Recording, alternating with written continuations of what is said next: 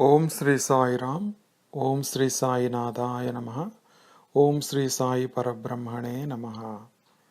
Today we are going to talk about Sri Saisatcharita chapter 48.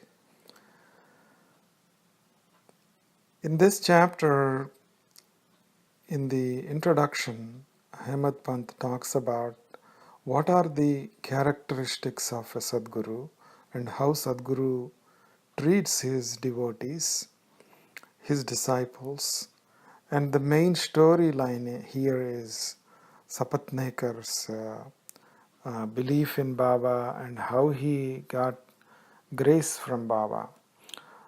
So these are the incidents or storylines that we are going to talk about today. Who is a Sadguru?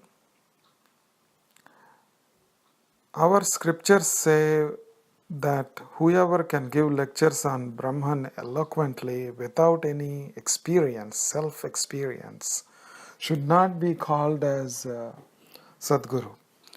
Some might give you mantras to recite to their disciples, and then some of them will be proficient in Kriya Yoga. They can reach to the Samadhi Sthiti and they can hold their breath for a longer periods of time. But still they don't have the experience of the self. They should not be addressed as Sadguru. So who is Sadguru? He who is the abode of the supreme peace, who has no pride of learning, does not distinguish between the young and the old, rich and poor, is the embodiment of the Sadguru. A guru who has experienced self can only be called as Sadguru. Sadguru is one who can guide the devotees through the path of the self-realization and make them experience this bliss. Sadguru is one who believes that the disciple is the Purna Brahma and treats the disciple as his own. He does not expect anything from the disciple for his maintenance. Such a Sadguru is the best in the world. So next, Hemant Pant prays to Sai as follows. Hail, eternal Parabrahma, hail, helper of the destitute and blissful countenance. Hail, supreme consciousness and one at the service of the devotees. Hail, hail to one who is beyond duality.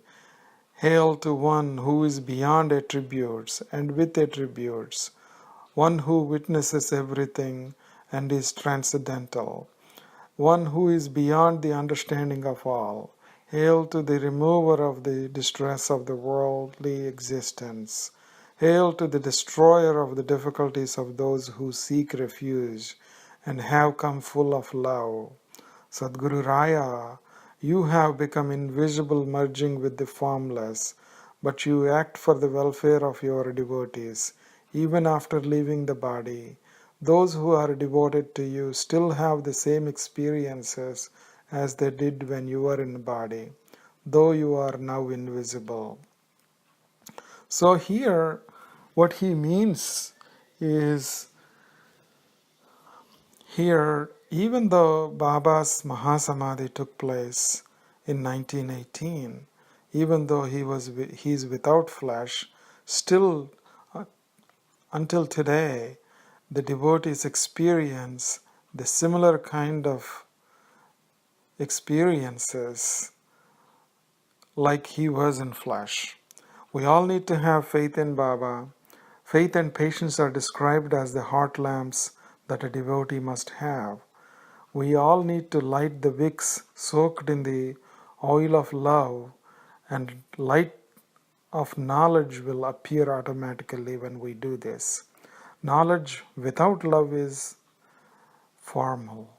What use can it be to anyone? Without love, there is no satisfaction. We all need to understand that love is limitless. How can I describe the power of love? And everything is insignificant before that. If there is no deep love, listening or reading is fruitless. That means whatever you read, whatever you learn through the scriptures is useless. We need to have love towards God. Without that, we don't advance in the path of spirituality. Wherever there is faith, there is God. With faith, there is abundance of love, and it is only the faith that is the means for the liberation. Saisatcharita is so pure that it is compared to Ganga. Hemad Pant also says that he is just an instrument and Sai is the real writer of the Saisatcharita. So with this introduction, we go into the main story of this chapter. And there is a person named Sapatnekar, and he was in the law school. They were all preparing for exams, and he had a classmate by name Shevde. And Shevde was already a devotee of Baba, and he was reassured by Baba once that he's going to clear his exams. But they were all testing each other, different topics. But Shevde could not answer some of the questions. So they thought that Shevde did not prepare well. But looking at Shevde's confidence, Sapatnekar takes him aside and asks him how come he is very confident. Then he talks about Sai, how he was blessed by him, and he has faith in him. And then he asks him, who is this Sai? He tells him that he's a great saint, he's a Sadguru, he lives in Shirdi. So then everybody goes and on their own business and then start preparing for the exams again, and then they took the exams, and then Sapatnekar realized that Shevde also passed the exams. And then years passed by. Sapatnekar kind of got into misfortune and he became very dejected in his life. He got married also. Everything was going okay. But in 1913, his son died due to diphtheria, and there was some problem in his throat. He lost interest in life. He visited different places, pilgrimage places, but he could not find peace. He read Vedanta, Puranas, any scriptures, but could not find any peace. Finally, he realized that what Shevde told him about Baba. So he decided to go to Shirdi along with his brother. So they both go there, and then they have Baba's darshan. And once Sapatnekar approached Baba, he offered a coconut. Then immediately Baba told Sapatnekar, "Get away." He felt terrible and disappointed, and he didn't know what else to do. Somebody suggested to him to approach Bala Shimpe, and he goes to Bala, but there is no use, even though he goes with him. And he got very dejected and disappointed, and then he returns home. But he never gave up his faith in Baba. Again, so he wanted to visit some of the pilgrimage places, and then he finally decided to go to Kashi one day. And 2 days before he planned to do that, his wife Parvati Bai had a dream in which Baba appeared as a fakir, and she was about to go and get some water in a pot and to a well, nearby well, and fakir says to her, "Why do you unnecessarily take this trouble, child?" And he said it in a sweet voice, and he said, "I will fill up your whole pot with pure water." And she got frightened, and then she started running away from there, and then Fakir started following her, and then she got more scared, and then wakes up from the dream, and then later on shares this dream with her husband. Then immediately Sapatnekar understood this is a call from Baba, so they need to go to Shirdi immediately, but he doesn't tell her about Baba. Then they both come to Shirdi, and they come to Dwarka Mai, but Baba happened to be at a Lendi. They wait at Dwarka Mai. Parvati Bai sees Baba coming from the distance, and she was so surprised that this is the fakir she saw in her dream. And she immediately felt a lot of devotion and immediately prostrated at Sai's feet. And Sainath was very pleased with her humility.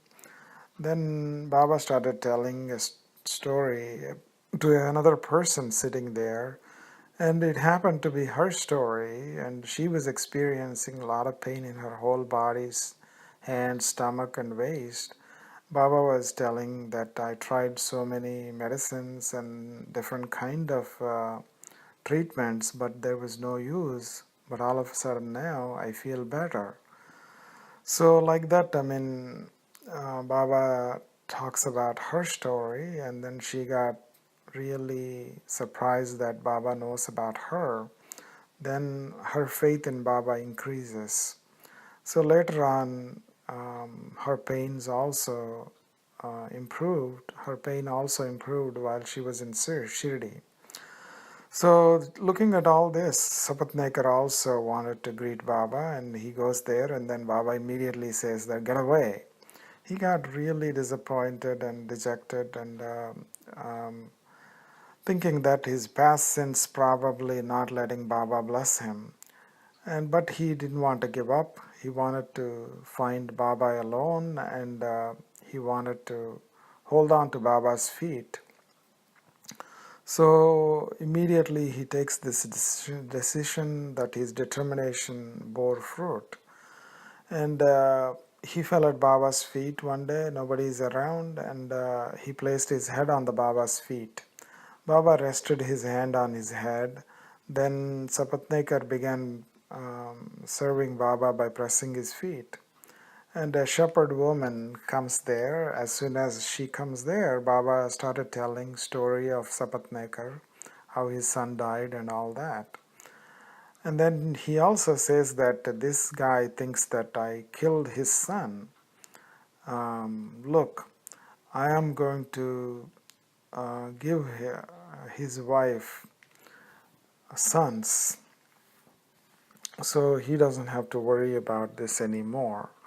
Sapatnekar became so happy that Baba blessed him, showed his grace upon him, and it was all worth it in the end. And so this was the main storyline here. But if we understand why Sapatnekar did not give up, and why Baba said that he's blaming me for his son's death, but Sapatnekar on the outside probably never did blame Baba for this, because this was the first time when he came to see Baba after his son died. So here it could have been that Sapatnekar became dejected when his son died, and probably asked God that God didn't do enough to protect his son. So indirectly he was blaming God. Here Baba wanted to show his devotee that God and Sadguru are one and the same. If you thought about God, you are thinking about Sadguru also. If you think about and worship Sadguru, worshipping God himself or herself. So these are the main things that Baba wanted to teach through this story, and we all need to understand that. And after Sapatnekar was blessed, he goes back to Wada, and his wife and him, they prepare a Naivedya for Baba. And they come back and serve Baba with Naivedya. And later that night, he enjoyed the Chavadi procession. And later on, Sapatnekar returned home with his wife. They had altogether 8 sons and a daughter. And the first son, when they had, when he was 8 months old, they come back to Shirdi for Baba's blessings. So like that they were all blessed, and they stayed Baba as Baba devotees for their life, and they had utmost faith in Baba. And Sapatnekar continued his journey towards uh, the ultimate goal of spirituality, that is mukti. So Baba used to bless his devotees like this, and he continued to bless all of us in a similar way. This was the Sai's grace towards his devotees. All we have to do is to have faith in him. With this, we will conclude this chapter. Om Sri Sai Nadharpanamastu. Om Sri Sai Ram. Om Sri Sai Nadhaya Namaha. Om Sri Sai Parabrahmane Namaha. Om Sri Sachidananda Sadguru Sainath Maharaj Ki Jai.